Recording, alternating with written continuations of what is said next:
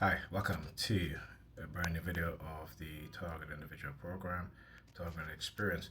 So I am going to again show you guys another example of how they will use PAM to engage in emotional manipulation and so forth.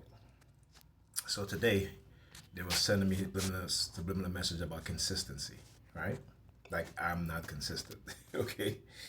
See, as a victim of these things, they will try to create a false narrative about you, even though your action shows different. Whereas their actions are not consistent, but it's okay because they're believers in Christ, right? They're Christian. This is the cult mindset, and it's for those who don't believe in their religion or their Christ. You're a good person. You're consistent. You're there for the people around you, right? They will try to make you inconsistent, just like they are, so they can say, well, it's equal, right? Or equalize. Everything got to be equal, right? So if they treat you bad, they gotta do things to manipulate you to where you might treat them bad, and then it's like, well, it's equal now, right? This is the sick mindset, all right? But this is the cult mentality, okay? And what they're doing is trying to avoid any sort of karma that will come their way for doing what it is that they're doing, right? So they got to make it equal. Like, that's the mindset of neutralizing. Well, if I treat you bad and I do things to get you upset, I psychologically manipulate you and emotionally manipulate you, and you curse me out or you do something bad to me, then it's equal, right? This is their sick mindset. So anyway, Pam called me earlier today to let me know that she might go to the to do groceries, right? So she said, I don't know yet, but I'll call you and let you know what it is I'm doing. All right. So I'm looking at, I was playing Tom Clancy, was it Ghost Recon um,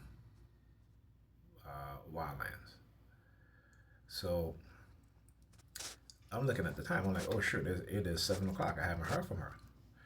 So I tried calling her, and what do you know? They were jamming uh, my call.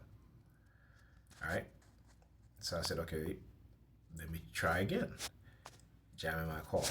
All right. So I took a screenshot. This is the screenshot. I just cropped her number off the screenshot, but this is the screenshot. As soon as I took the screenshot, all of a sudden, my cellular network started to work. So I called her. She didn't answer. I figured, I said, okay, I call her back again. She didn't answer this or that. I was like, okay, whatever.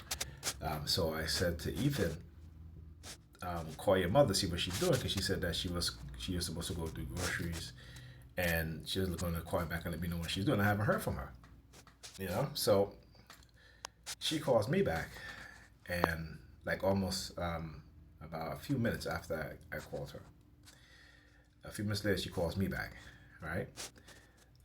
And then I said to her, I said, "Hey, what are you doing? Are you at the grocery store? What have you?" And she goes, "No." I said, she's like, she's like, "Oh, she was going to go to another grocery store. She's like, oh, I just go to the grocery store. I went to the Key Food, just pick up some stuff. Because usually when she go to the other grocery store at the base, she would, do a large, groceries, right?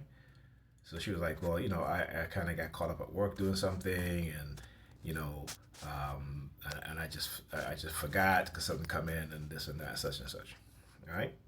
So as soon as I got off the phone with her, and I'm like, all right, I said to her, I told her, I said, well, I'm going to leave since you're, because I thought you was at the, doing groceries or have you at the base. So I said, I'm going to leave. So as I was turning off the game, they started using the car horn, right? One thing that they try to do as a TI, let you know, is they'll play good cop, bad cop, right? You know, there's the car horn, and then there's the sirens by the predator, your predator department, and then the sirens from the fecal department and from ambulances. And what they try to do again is to try to emotionally manipulate you, right?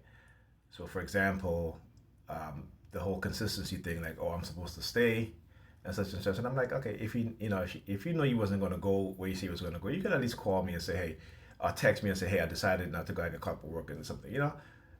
This is something that she's consistent in that, in terms of when things come up. If I'm here, if I have to wait on her to come home, or the kids wait on her, like off from when I to leave, she would not text, not call to say, "Hey, something came up, so I'm gonna stay a little bit late," or what have you. Nothing like that. Again, this is why I stopped watching the kids while she go out on dates. This is the very reason why. Okay. Now I'm consistently here, right?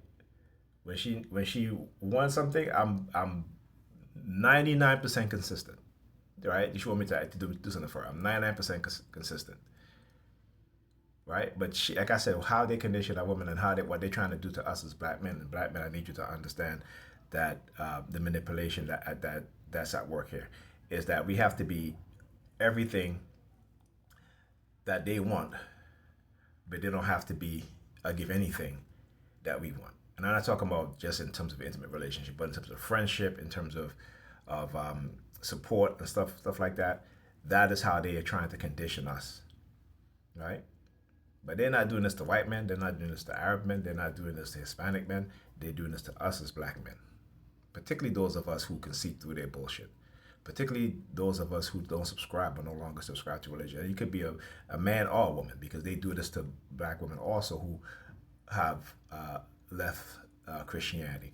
Okay, this is again, Christianity is a cult. It is a dead cult, and their actions is not something that's positive in any way. They like to fool themselves into thinking that it's positive and they're good, but they're actually not. Okay, you know, to have you believe that it is okay to suffer, to have you believe that it's to forgive your enemies, right? While your enemies continue to abuse you, to manipulate you, and those sort of things, right? Now, something interesting. I was reading an article with about the governor of Utah,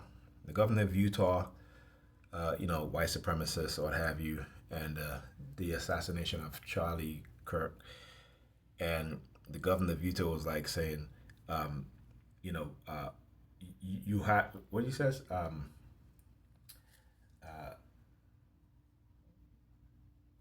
That forgiveness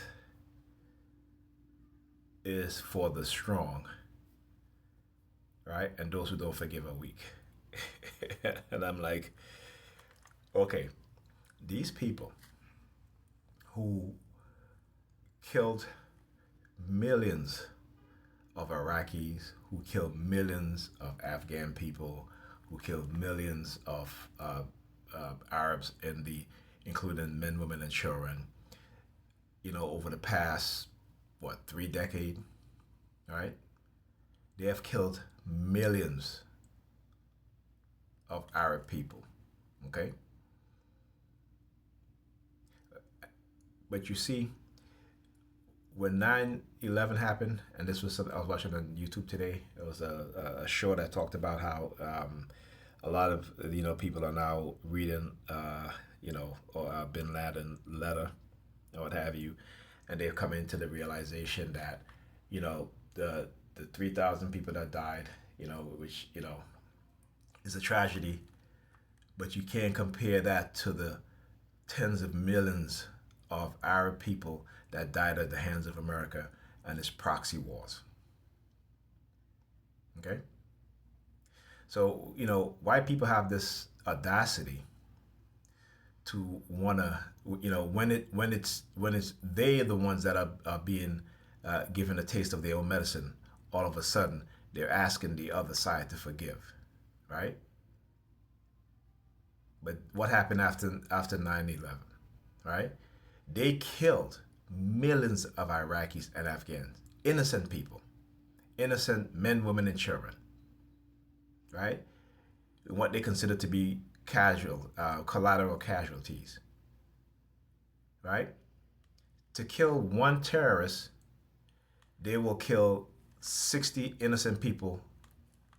That is just 100 people that is just in the vicinity of that one terrorist. This is their mindset. So when they talk about forgiveness, look, we should never, as human beings, engage in this sort of behavior, particularly assassination and those sort of things, right? But one thing in America, is that America is built on violence. Those that profit off of violence are the wealthy. Those that lie, conspire to commit proxy wars for the sake of profits, the military industrial complex, and so forth, the CIA, just thinking that they can do whatever, whenever to anyone across the world. Okay? It is sad that the people that run this nation and the West, their mental illness, their disease, their greed, their wedico, right, has caused and created so much suffering to people all over the world. All right. So I'm saying this to say that what we as TI go through and that we have been put through is the next phase in which society is going to be uh, put through also. Okay? And is that they are going to use AI, BCI, brain computer chip interface, all right, for control, not to solve crime, not to make our lives better, but to control us while they destroy our lives, while our lives deteriorate, while they usher in AI robotics to replace human workers, and where we will be future generation of human beings will be dumbed down to the point where there will be no creativity. There'll be no love between each other. This is the goal of the transhumanists. These are the goal of the technocrats. These are the goal of the elite, right? Is to usher in a new form of slavery and to make you complicit, to make you docile, to make you happy. All right, I'll give you not just to make you happy, but make you feel happy, a false sense of happiness. Because if you don't pretend to be happy, it's going to affect everything that you do. It's going to affect whether you get a job. It's going to affect whether you're still on the universal basic income agenda that they are trying to implement. Also, look up ID 2020, which is something I just learned from Whitney Webb. It's the elite's way of literally creating a digital you, right? But that makes it even more easier now for those who have nefarious mindset to basically steal your identity, steal everything that you have, because they don't want you to own nothing, they don't want you to feel nothing, right? They just want you to just suffer because their happiness when they're happy when you suffer when we suffer. These are the sadistic mindset, the dark triad mindset of those who are in power, with those who are controlling things, and instead of trying to make human beings' life better, they want to make it worse. Well, make it worse, and that is the mindset of the white supremacists in the West. Okay, if you go and look at what China is doing, separating itself, along with Russia, along with other nations, Brazil, um, the BRICS nations, right? They are trying to create a better world. They are trying to create a world in which, humanity still have creativity, still have a mind, right? Instead of trying to, yeah, they may be of a different political system, right? But what they have to do is take the best of each political system and implement it in the society. Unlike here in the West, where they're just capitalists and they're greedy. They're greedy capitalists, and they're bent on destruction. That is their mindset: destruction of human beings, and ultimately to reduce the world population. All right, that is their ultimate agenda. All right, so talk to you guys in the next video.